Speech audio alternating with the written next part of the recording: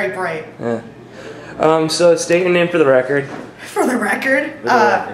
Damn, if I knew I was going to have to give the official one, I would have thought of something better. Katy Olson.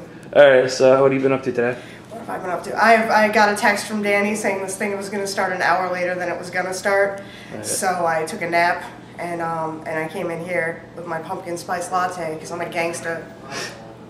So, have you ever been on the show before? I used to be on the show all the time. I was a cast member, and I'm glad to hear that I was so memorable that, that my 3 years here had such a big impact. Did not do my homework. That's all right, man.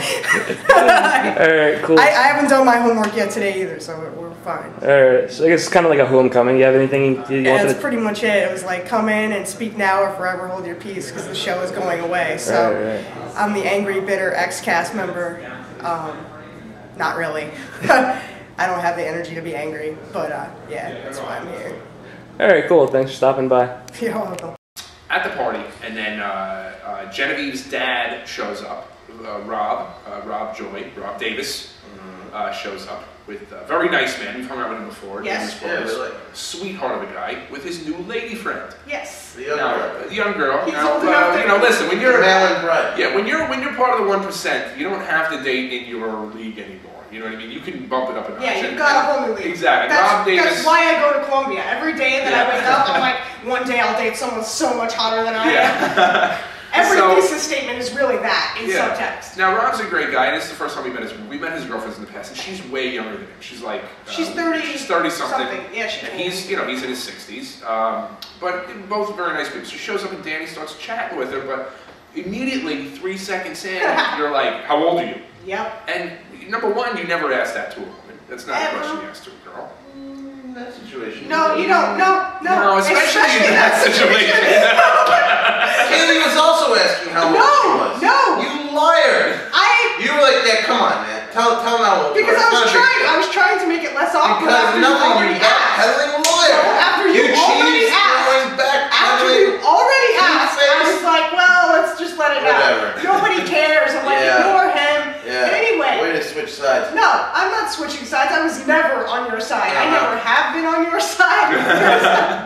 There's no moment when I'm on your side. So you kept asking her how old she was. How old are you? And then it would die for 3 seconds, and then you'd come back. How old are you? How old are you? Because you couldn't tolerate it. Yeah, wait. Wouldn't give you the Chris was actually here for this, so how can you say I started asking her all this stuff? I wasn't there. Chris wasn't there. I had to walk away. He was barely there. He was there for 2-3 seconds. I mean, you were part of the room for 2 or 3 seconds. Yeah, that's what I'm talking about. Yeah, well, you didn't move for 3 hours, so you know it kind of seems like people weren't at the party because they weren't in your area. But there was a whole other party. I don't think you understand what I'm saying. I'm saying you weren't by me. For Okay. So anyway, you keep asking how old she is. Then you start asking. You got worse. You were like. Did I or didn't I make her fun? She was really a stick in the mud. No, you made her. Not you because you weren't there, Katy. You asked her, I'm not even going to address your question. I'm going to frame this narrative the way I want to. You asked her, that's some Columbia talk right there. Frame this. Just tell the fucking story. Yeah. Okay. Shut up. All right, it's rubbing off on me. It's like an STD or something. Right? I'm going to roll around in narrative framing. Anyway. You're on the radio, shut up. Whatever. Alright, fine. So I'm telling, alright, would you rather I said it the Chris Iacono way? I'm telling this fucking story! Alright. So, you said to her, does it bother you that you're so much younger than he is? Does that make you feel awkward?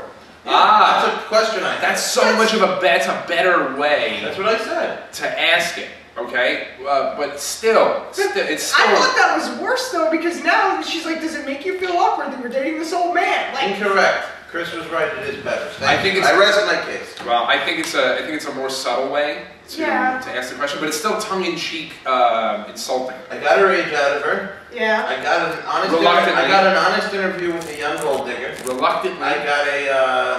I got her to open up and laugh and say how she hated everybody at the party, and that's why she was being a stick in the mud. Right. I got Katy to throw cheese. Okay, she didn't hate me because she said she would only go out on the boat if I went. You're not the hero in this situation. You're not a hero. In my head, I'm a hero. I live in my head. So why do I care about anybody else? In your head. When you left the party, people applauded. You're not the hero. I know. That's because I threw like 100 M&Ms at people as I left. Who wouldn't applaud after that guy leaves? I knew what I was doing and I was happy to do Well, then it. That's so unbelievable. I mean, That's at least, the craziest part. You Yeah. knew what you. Why do you want to be the person that when Why do you want to be that leave, guy? people applaud? You know, And not in a sometimes good- you gotta torch the village, man.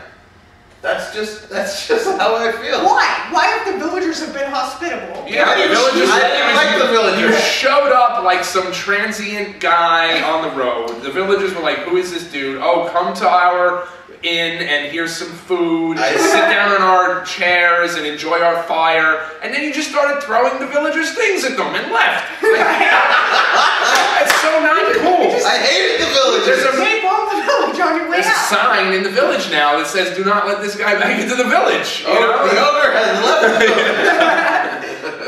All right, so we're back. How was it? Oh, this is not a post interview. This is a post mortem. That was depressing. This is a post-apocalyptic interview. This was sad. It was them yelling at each other about comedy and news writing and I don't even know what else the entire time. The 1%. The 1%, and which apparently in that room I'm the 1%, which is fucking depressing. I cannot be the 1%. I have an uncle who's a truck driver named Gordy. How am I the 1%? Get a job, people. Like, what the hell?